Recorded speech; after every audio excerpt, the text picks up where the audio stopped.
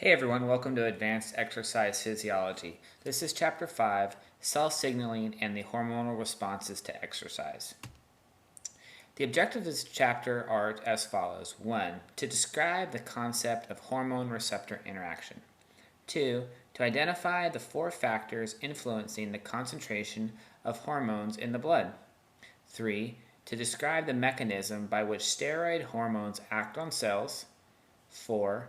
To describe the second messenger hypothesis of hormone action. 5. To describe the role of hypothalamus releasing factors in the control of hormone secretion from the anterior pituitary gland. 6. To describe the relationship of the hypothalamus to the secretion of hormones from the posterior pituitary gland. 7. To identify the site of release, stimulus for release, and the predominant action of the following hormones: epinephrine, norepinephrine, glucagon, insulin, cortisol, aldosterone, thyroxine, growth hormone, estrogen, and testosterone. 8. To discuss the use of testosterone, an anabolic steroid, and growth hormone on muscle growth and their potential side effects. 9. Contrast the role of plasma catecholamines with intracellular factors in the mobilization of muscle glycogen during exercise. And 10. To briefly discuss the following 4 mechanisms by which blood glucose homeostasis is maintained: mobilizing glucose from liver glycogen stores, mobilizing plasma-free fatty acids from adipose tissue, synthesizing glucose from amino acids and glycerol in the liver, and blocking glucose entry into cells. 11. To graphically describe the changes in the following hormones during graded and prolonged exercise, and discuss how those changes influence the 4 mechanisms used to maintain the blood glucose concentration: insulin, glucagon, cortisol, growth hormone, epinephrine, and norepinephrine. 12. To describe the effect of changing hormone and substrate levels in the blood on the mobilization of free fatty acids from adipose tissue. For those of you who are planning on taking notes, here is an outline that can be followed.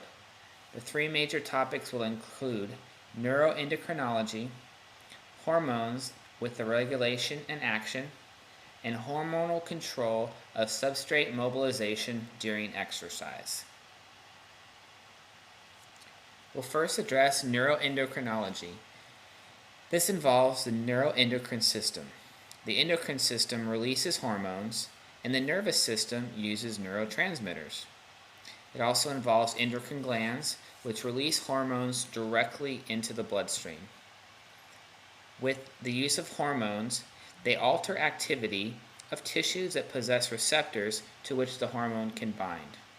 There are several classes based on the chemical makeup. Some are amino acid derivatives, some are peptides and proteins, while others are simply steroids. Looking at the blood hormone concentration. The effect of a hormone on a tissue is determined by the plasma concentration.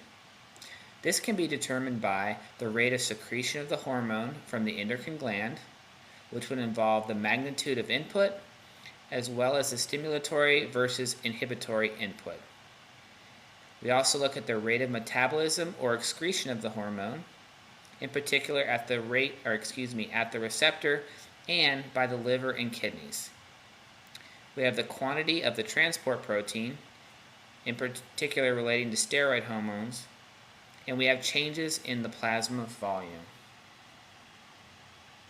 If we look at the diagram below, this will illustrate factors that influence the secretion of hormones, some of which are increased plasma amino acid concentrations, increased plasma glucose concentrations, sympathetic neurons, parasympathetic neurons, plasma epinephrine, as well as other hormones that can stimulate or inhibit the pancreas, leading to a release of insulin. So in summary, endocrine glands release hormones directly into the blood to alter the activity of tissues possessing receptors to which that hormone can bind. The free plasma hormone concentration determines the magnitude of the effect at the tissue level.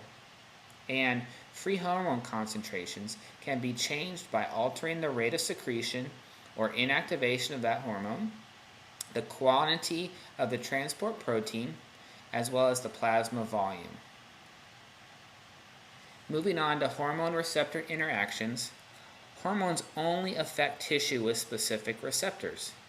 Again, the magnitude of the effect is dependent upon the concentration of the hormone, the number of receptors on the cell, and the affinity of the receptor for the hormone. Downregulation involves a decrease in the receptor number in response to high concentration of that hormone, while upregulation involves an increase in receptor number in response to a low concentration of that hormone. Looking at the mechanisms of hormone action, we have altering membrane transport. An example of this is insulin. We have altering activity of DNA to modify protein synthesis. We see this in steroid hormones. We also have an activating of second messengers via G protein. Examples of this would include cyclic AMP, calcium, inositol triphosphate, and diisoglycerol. Finally, we have tyrosine kinases, which are influenced by insulin and growth hormone. So in summary, the hormone receptor interaction triggers events at the cell and changing the concentration of the hormone, the number of receptors on the cell, or the affinity of the receptor for the hormone will all influence the magnitude of the effect. Hormones bring about their effects by modifying membrane transport, activating or suppressing genes to alter protein synthesis, and activating second messengers such as cyclic AMP, calcium, inositol triphosphate, or diacylglycerol. Now looking at hormones and their regulation and action, hormones are secreted from endocrine glands. These include the hypothalamus and pituitary glands, the thyroid and parathyroid glands, the adrenal glands, the pancreas, and the testes and ovaries. Looking more closely at the hypothalamus and pituitary gland, the hypothalamus controls secretions from the pituitary gland. We have both an anterior and posterior pituitary gland. When you look at the anterior pituitary gland, you have the release of adrenocorticotropic hormone, ACTH, follicle stimulating hormone, FSH, luteinizing hormone, LH, melanocyte stimulating hormone, MSH, thyroid stimulating hormone, TSH, growth hormone, GH, and prolactin. From the pituitary gland, we have the release of oxytocin and antidiuretic hormone, ADH. Sticking with the hypothalamus, we see that it stimulates the release of hormones from the anterior pituitary gland, which are typically releasing hormones or factors. It also provides hormones for release from the posterior pituitary gland. Again, looking at the anterior pituitary gland, we have the adrenocorticotropic hormone, which stimulates cortisol released from adrenal glands, follicle stimulating hormone, luteinizing hormone, which stimulates the production of testosterone and estrogen, melanocyte stimulating hormone, thyroid stimulating hormone, which controls thyroid hormone release from the thyroid gland, prolactin, and growth hormone. Growth hormone stimulates the release of insulin-like growth factor. Insulin-like growth factor 1 in muscles is responsible for muscle growth. It's also essential for growth in all tissues, amino acid uptake and protein synthesis, and long bone growth. In addition, growth hormone spares plasma glucose, which reduces the use of plasma glucose, increases gluconeogenesis, and mobilizes fatty acids from adipose tissue. Now looking more closely at performance and how growth hormone relates, Growth hormone increases protein synthesis in muscles and long bone growth. It's also used to treat childhood dwarfism and used by athletes and the elderly. However, there are more adverse effects than benefits. There is no evidence that growth hormone promotes strength gains. We look at protein synthesis in collagen, not contractile proteins. It is difficult to detect usage by athletes, which makes it popular in those trying to increase performance. So in summary, the hypothalamus controls the activity of both the anterior pituitary and posterior pituitary glands. Growth hormone is released from the anterior pituitary gland and is essential for normal growth. Growth hormone also increases during exercise to mobilize fatty acids from adipose tissue and to aid in the maintenance of blood glucose. Looking more closely at the posterior pituitary gland, again it releases oxytocin and antidiuretic hormone. ADH reduces water loss from the body to maintain plasma volume. It favors reabsorption of water from kidney tubules to capillaries. It also, from its release, is stimulated by high plasma osmolality and low plasma volume. This is due to sweat loss without water replacement. In addition, it increases during exercise greater than 60% of the VO2 max. This helps to maintain plasma volume during exercise. Now if we look at the graph below, it represents the change in plasma ADH concentration during exercise. Again, you can see the increase at approximately 60% of the VO2 max. Moving on to the thyroid gland, it's stimulated by TSH. The thyroid gland actually releases T3 and T4. These are important in the establishment of the metabolic rate, and they are permissive hormones, which permit the full effect of other hormones. It also releases calcitonin, which regulates the plasma calcium. This blocks the release from bone and stimulates excretion by the kidneys. And parathyroid hormone, which is the primary hormone in plasma calcium regulation. It stimulates the release from the bone and stimulates reabsorption by the kidneys.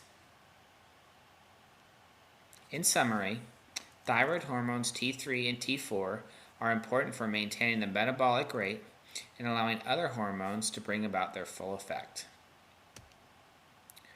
Looking at the parathyroid gland, it releases parathyroid hormone, the primary hormone in the plasma calcium regulation. It stimulates calcium release from bone and also stimulates reabsorption of calcium by the kidneys like we previously mentioned. In addition, it converts vitamin D3 into a hormone that increases calcium absorption from the GI tract. Looking at the adrenal medulla, it secretes the catecholamines. These include epinephrine and norepinephrine, which are fast-acting hormones that are part of the flight or fight responses. Epinephrine and norepinephrine bind to adrenergic receptors, both alpha and beta. The effects depend on the hormone used and the receptor type. Looking more closely at the chart below, you'll be able to study and look at the effects of both epinephrine and norepinephrine and the receptors in which they would bind to. So in summary, the adrenal medulla secretes the catecholamines epinephrine and norepinephrine. Epinephrine is the adrenal medulla's primary secretion at approximately 80%, while norepinephrine is primarily secreted from the adrenergic neurons of the sympathetic nervous system. Epinephrine and norepinephrine bind to alpha and beta adrenergic receptors and bring about changes in their cellular activity, which would include increased heart rate, mobilization of fatty acids from adipose tissues via second messengers. Now looking at the adrenal cortex, this will secrete steroid hormones, most of which are derived from cholesterol. You have mineralocorticoids which include aldosterone, which is involved in the maintenance of plasma sodium and potassium. You have glucocorticoids, such as cortisol, which is involved in the regulation of plasma glucose, and you have sex steroids, which are androgens and estrogens. These support prepubescent growth. Looking at aldosterone, again, it is what is involved in the control of sodium reabsorption and potassium secretion, and it maintains a sodium H2O balance. It also is involved in the regulation of blood volume and blood pressure, part of the renin, angiotensin, aldosterone system. All three hormones increase during exercise. In addition, aldosterone is stimulated by increased potassium concentration and decreased plasma volume. The chart below reflects the changes in renin, angiotensin II, and aldosterone during exercise. Again, you can see that all three increase as exercise intensity increases. Next, looking at cortisol, it is involved in the maintenance of plasma glucose. It promotes protein breakdown for gluconeogenesis. It stimulates free fatty acid mobilization. It also stimulates glucose synthesis and blocks the uptake of glucose into cells, which promotes the use of free fatty acids as fuel. Cortisol is stimulated by stress via ACTH, which is part of the general adaptation syndrome, as well as it's stimulated by exercise. So in summary, the adrenal cortex secretes aldosterone, cortisol, and estrogens and androgens. Aldosterone regulates sodium and potassium balance, and aldosterone secretion increases with strenuous exercise, driven by the renin-angiotensin system. Cortisol responds to a variety of stressors, including exercise, to ensure that fuel, glucose, and free fatty acids are available, and to make amino acids available for tissue repair. Now we're going to take a look at adipose tissue as an endocrine organ. In addition to storing triglycerides, adipose tissue also secretes hormones. It secretes leptin, which influences the appetite through the hypothalamus, and it enhances insulin sensitivity and fatty acid oxidation. It also secretes adiponectin, which increases insulin sensitivity and fatty acid oxidation. Now, with increased fat mass, also obesity, we have higher leptin levels and lower adiponectin, which leads to type 2 diabetes and low-grade inflammation. Now, looking at the pancreas, it is both an exocrine and endocrine functions. It secretes insulin from beta cells, which promotes the storage of glucose, amino acids, and fats. And a lack of insulin is called diabetes. It also secretes glucagon from alpha cells, which promotes the mobilization of fatty acids and glucose. In addition, it secretes somatostatin, which controls the rate of entry of nutrients into the circulation, and digestive enzymes and bicarbonate, which are secreted into the small intestine. So in summary, insulin is secreted by the beta cells of the islets of Langerhans in the pancreas and promote the storage of glucose, amino acids, and fats. Glucagon is secreted by the alpha cells in the pancreas and promotes the mobilization of glucose and fats. Looking at the testes and ovaries, testosterone is released from the testes. It's an anabolic steroid which promotes tissue muscle building and performance enhancement. Testosterone is considered an androgenic steroid which promotes masculine characteristics. Now, the ovaries secrete estrogen and progesterone. They establish and maintain the reproductive function in the female, and levels vary throughout the menstrual cycle. Now, looking at the control of the testosterone secretion, you can see what inhibits and promotes the release of testosterone below, involving both the hypothalamus and the anterior pituitary gland. Similarly, in the control of the estrogen secretion, you have the hypothalamus and the anterior pituitary gland involved as well. Now, looking at anabolic steroids like testosterone in relation to performance, initial studies showed no benefit for developing muscle mass.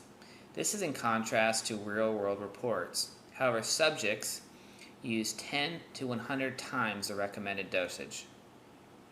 The use of performance-enhancing steroids is also associated with negative side effects. In addition, subjects revert back to normal after discontinuation. However, widespread use has led to the testing of competitive athletes. Most users, though, are not competitive athletes and take more than one steroid in mega doses. In summary, testosterone and estrogen establish and maintain reproductive function and determine secondary sexual characteristics. Chronic exercise and training can decrease testosterone levels in males and estrogen in females. The latter adaptation has potentially negative consequences related to osteoporosis. Looking at the muscle as an endocrine gland, skeletal muscle produces myokines when it contracts. This stimulates glucose uptake and fatty acid oxidation, promotes blood vessel growth in the muscle, and promotes liver glucose production and triglyceride breakdown. Interleukin 6 is both a pro-inflammatory and anti-inflammatory. Interleukin 6 is produced during exercise and promotes anti-inflammatory effects. Regular exercise promotes an anti-inflammatory environment as well. Reduction in chronic inflammation and reduced risk of heart disease, type 2 diabetes, and certain cancers. Now, looking at muscle glycogen utilization, glycogenolysis is related to exercise intensity.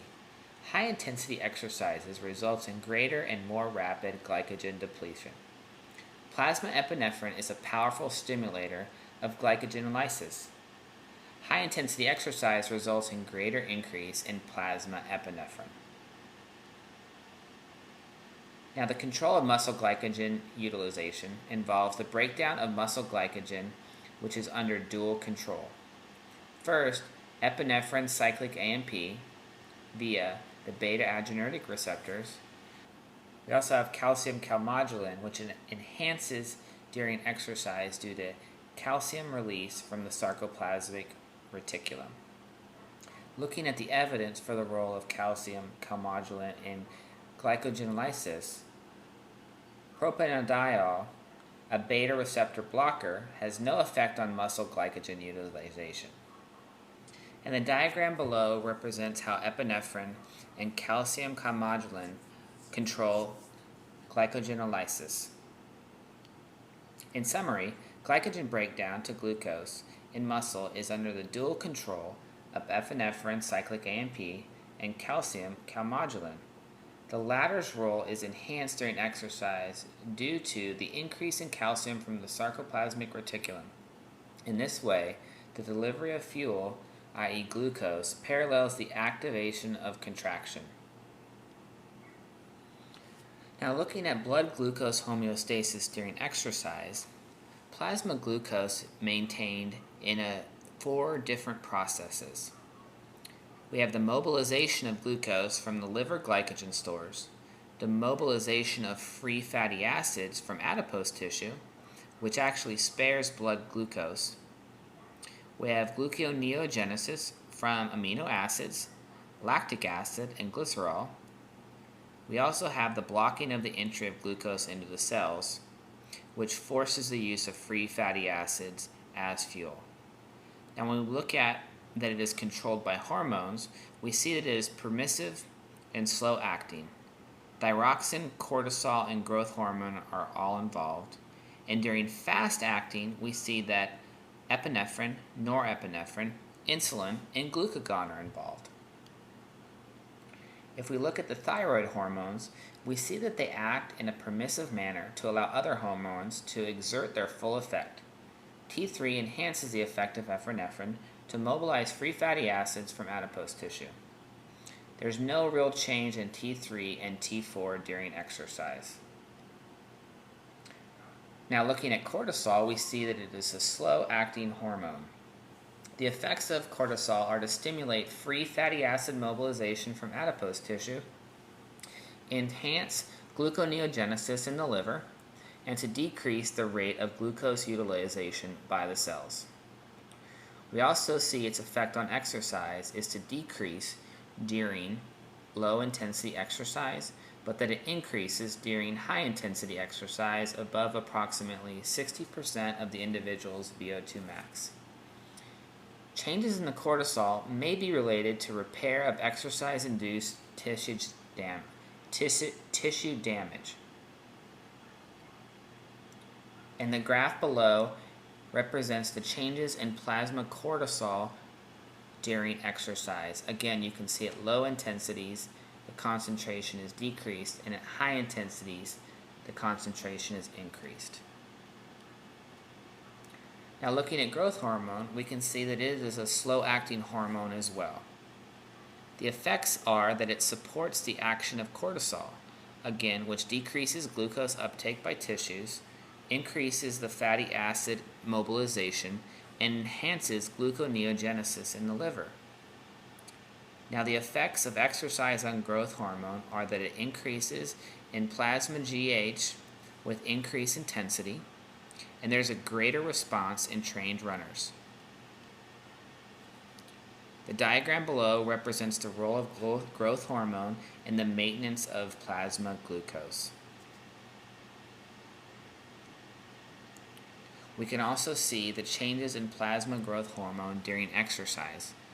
Like we mentioned before, there tends to be an increase in growth hormone with an increase in exercise intensity.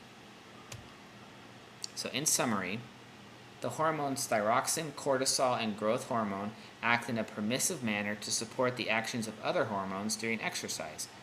Growth hormone and cortisol also provide a slow-acting effect on carbohydrate and fat metabolism during exercise. Now taking a look at epinephrine and norepinephrine, these are fast-acting hormones. They maintain blood glucose during exercise. This is done through muscle glycogen mobilization, increasing liver glucose mobilization, increasing free fatty acid mobilization, and an interference with glucose uptake. Plasma epinephrine and norepinephrine also increase during exercise.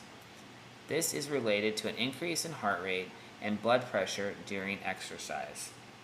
We also see a decrease in plasma epinephrine and norepinephrine following training. Here again you will see the role of catecholamines, epinephrine, and norepinephrine in substrate mobilization.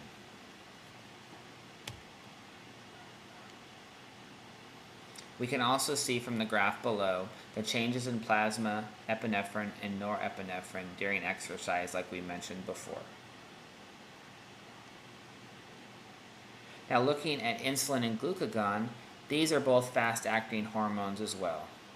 Insulin is involved in the uptake and storage of glucose and free fatty acids. Plasma concentrations tend to decrease during exercise. It also is decreased insulin response following training.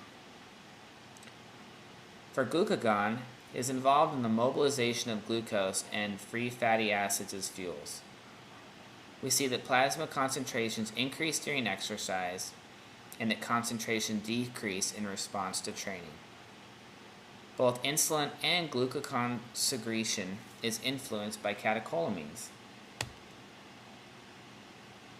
The diagram below shows the effects of norepinephrine and epinephrine on insulin and glucagon secretion.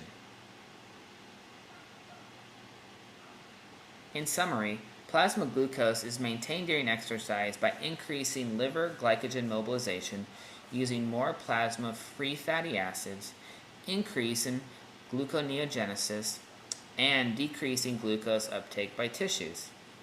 The decrease in plasma insulin and the increase in plasma epinephrine, norepinephrine, growth hormone, glucagon, and cortisol during exercise control these mechanisms to maintain the glucose concentration. Glucose is also taken up in 7 to 20 times faster during exercise than at rest, even with the decrease in plasma insulin.